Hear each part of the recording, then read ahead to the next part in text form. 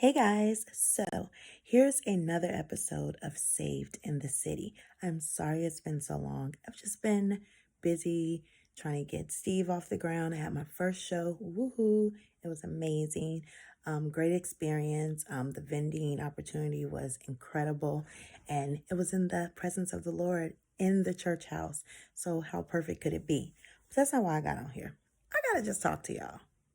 And I hope y'all gonna join me because y'all want real? This is real.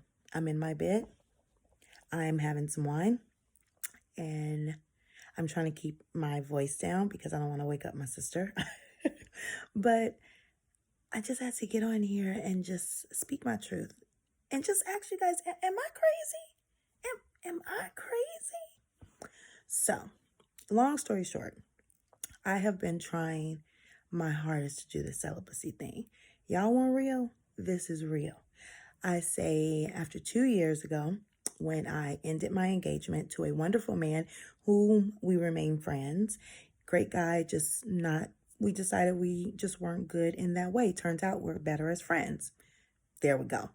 So after that, I was just like, you know what? I'm giving myself over to the Lord. I am done giving my most precious thing away only to find out the relationship didn't work, Here we are, practicing celibacy. First year, it was good. I'm doing me. I'm in my word. I'm getting more involved in church. I go to New Life Southeast. Shout out to Pastor Hannah. And I just, all of a sudden, creeped back. Y'all know what creeping back mean. Y'all know what creeping back mean? Okay, let me tell you. That's when someone whom you used to deal with comes back around. You think, why not? Give it a shot. Maybe this is our time. Maybe this is an ordained opportunity, a divine time. And this will be exactly what we need.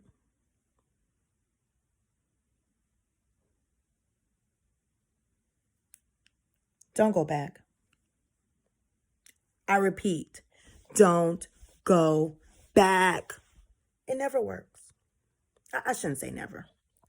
Because there'll be someone on here who says, I went back and we've been together for 15 years. That's not my story, but God bless you. I wish you well. Every time I go back, it doesn't work. It doesn't work. Anyway, we're not going to say any names here on Saved in the City because we're going to keep the present people private because I don't want to be sued, y'all, because, just in case. So we're going to call him B. We're going to call him B. So B and I tried it again for the 20,000th time. And at first it was going good. I felt a new vibe. I felt a new flow. But again, there we go. You're going back to an old territory. This is a moment where you have to decide, are you going to bring your old self into this new territory, or are you going to bring your new self into this new territory? And at first, I'm not going to lie, I set the standard. We're not having sex. We're just going to be friends. We hung out. We even spent the night together for a complete year. It was cool. And then, yeah, you already know what I'm going to say, right? You already know. Yeah, it happened. We're going to call it it. It, meaning sex, happened. And this is why you don't have sex with people whom you're not in a committed relationship with unless you're mature enough or you're in that space where you're just casually having sex. I'm definitely not in that space considering I said I was practicing celibacy. And so it just made everything chaotic. So here we are 2 years later in this becoming toxic. And again, I'm not saying he's toxic. I'm saying this relationship has become toxic.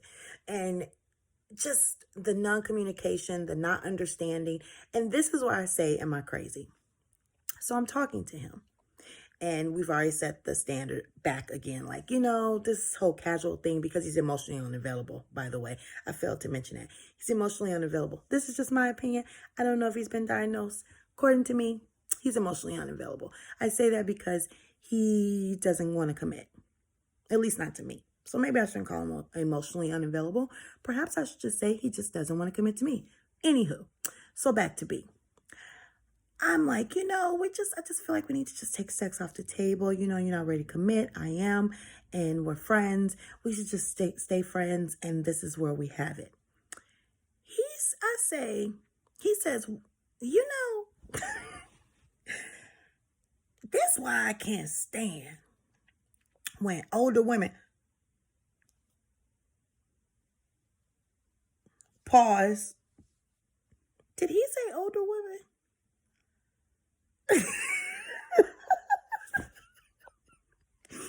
Y'all, he said older women. This is why I do not like it when older women do their thing, do everything they want, and then try to teach younger women to do the opposite. Okay. This is where I need y'all help. Isn't that called helping the younger generation so that they won't make the same mistakes as we did? And isn't that called you know better and you do better? And isn't that called, guys, I just have no words. I was just kind of like, so there lies my question. Am I crazy or was that crazy? Because I'm just like, I don't understand what that was. Okay, I failed to mention the, whole premise behind that comment. So, my little sister was over. And so he wanted to come over. I told him, no, you cannot come over. One, we're not doing that anymore. Remember, I said we taking it off the table. He's like, no problem. I just wanted to hang out. So I said, okay, but you can't come over tonight. Oh, why is that? Because my baby sister is over and we don't want to be that couple that, leaves that impression that casual sex is okay. Now, let me say this. It is okay if you say it's okay in your life. In my life, remember, we're trying to practice celibacy. And then on top of that, we're trying to teach younger women to respect themselves a lot more and just be very selective in who you choose to have sex with. And furthermore, don't do casual sex. It never works. It never works. I don't care what anybody says. It never works. It's a temporary fix. And then afterwards, you tend to be, oh, why isn't he calling me? What's going on? What does he mean? The relationship is just a mess. So we had just had a conversation, my sister and I. And so I said, you know what? Not a good look. Setting a standard, not wanting to set a bad example for someone whom I'm just talking to about you don't want to have casual sex. And not that I owe her an explanation, but I feel like I owe her that enough respect because I was just talking to her about how something you don't do. And even though we weren't going to, it's still don't give the appearance of. You know what I'm saying?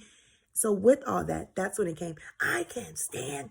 So basically, my question tonight is, was I wrong? And why is it that we have to go through this? This is simple to me, y'all. It's like you find someone who you guys mutually respect each other, mutually get along. You date, you figure out if you want to spend the rest of your life together. If you don't, you move on, perhaps build a friendship. If you do, you get married. I don't know. This is the life of a single woman. Now, I'm going to be on here, y'all, and I'm just going to have these random pop-ups because I be needing y'all help so that I can stay focused. Because this time, my plan is to stay true to me and not fall into the trap, because I'm the only one that gets hurt in the long run. So that's it. That's your girl.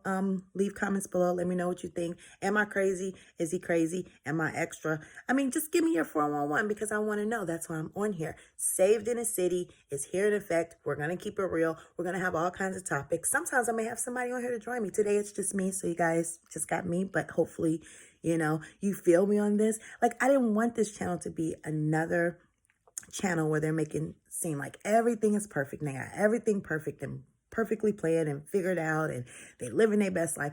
I'm not living my best life. I am learning as I go, and I hope you guys accompany me on that journey. So I am out. Leave your comments below. I will definitely respond to them and just help a girl out. I mean, I don't understand it. Perhaps you do. Please enlighten me. All right, guys. Selena V out.